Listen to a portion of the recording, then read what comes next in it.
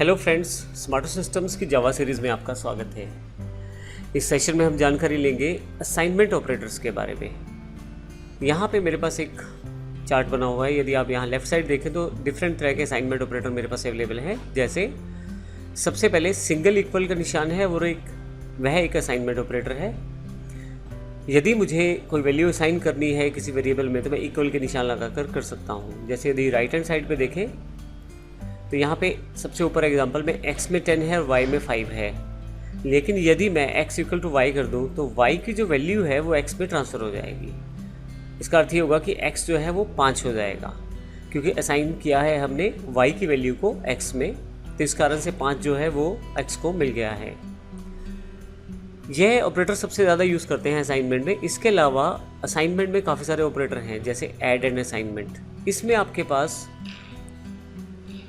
Plus और equal का निशान प्रयोग किया जाता है। सबसे अच्छी बात यह है कि आप इसमें डायरेक्टली प्लस कर सकते हैं। अब यहाँ पे यदि आप ध्यान से देखें तो हमने दो ऑपरेटर यूज़ किए हैं, पहले प्लस का सिंबल है फिर इक्वल का है। एक्चुअल में यह बिल्कुल इस तरह का ऑपरेशन बनाएगा। इसमें सबसे पहले लेफ़्ट साइड एग्जीक्यूट की जाएगी जिसमें x और y को जोड़ा जाएगा, क्योंकि प्लस का ऑपरेटर पहले है। फाइनली जो आउटपुट आएगा जो कि 15 है, क्योंकि x में 10 है y में 5 है, तो उसके पश्चात 15 की जो वैल्यू है फिर से x को असाइन हो जाएगी, तो आउटपुट आपके पास 15 यानी कि 15 आ जाएगा। आप सब्सट्रैक्ट एंड असाइनमेंट ऑपरेटर का यूज़ कर सकते हैं। सेम फंक्शन रहेगा, इसमें x 5 आ जाएगा। मल्टीप्लिकेशन में भी सबसे पहले मल्टीप्लाई किया जाएगा x को y से और फिर वही वैल्यू x में असाइन हो जाएगी।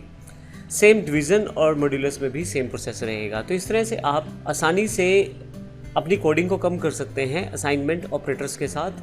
जैसे कि आपको यहाँ पे इस तरह से डिफ़ाइन नहीं करना, जिसमें आपको दोनों वेरिएबल्स डिफ़ाइन करने हैं फिर उसके बाद असाइनमेंट करना है, इसकी ज़रूरत नहीं पड़ेगी आपको।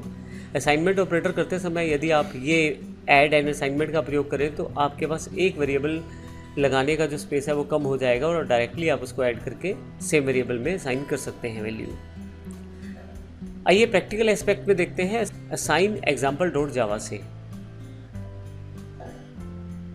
यहाँ मेरे पास पहले से काफ़ी सारी फाइल्स अवेलेबल हैं। यहाँ से मैं असाइन एग्जाम्पल डॉट जावा को डबल क्लिक करके ओपन कर लेता हूँ। अब देखिए यहाँ पे असाइन एग्जाम्पल के नाम से मैंने एक क्लास बना रखी है। उसमें मैंने 3 वेरिएबल लिए हैं, x, y और z।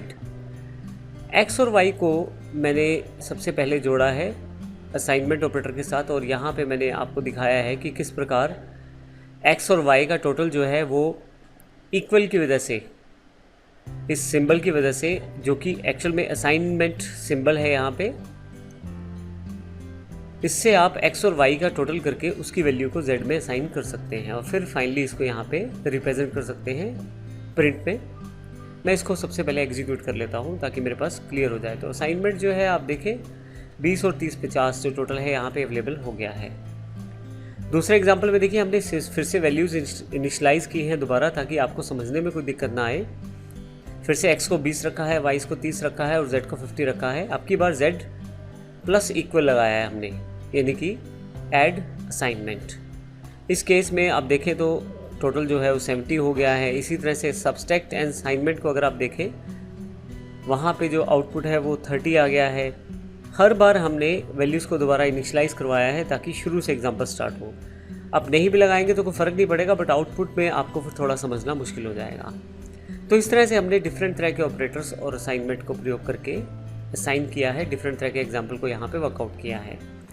आपके पास ये सारी फाइलें आपकी डीवीडी में अवेलेबल है, लेकिन अगर किसी कारण से डीवीडी में अवेलेबल नहीं है तो आप हमारी साइट से भी इसे डाउनलोड कर सकते हैं, smartosystems.in या isstword.com के डाउनलोड सेक्शन से। इस सेक्शन में हमने देखा असाइनमेंट ऑपरेटर क्या है और किस प्रकार से इन्हें प्रयोग किया जाता है। अगले सेशन में हम रिलेशनल ऑपरेटर की बात करेंगे और समझेंगे कि किस प्रकार जावा में उसको प्रयोग किया जाता है। धन्यवाद।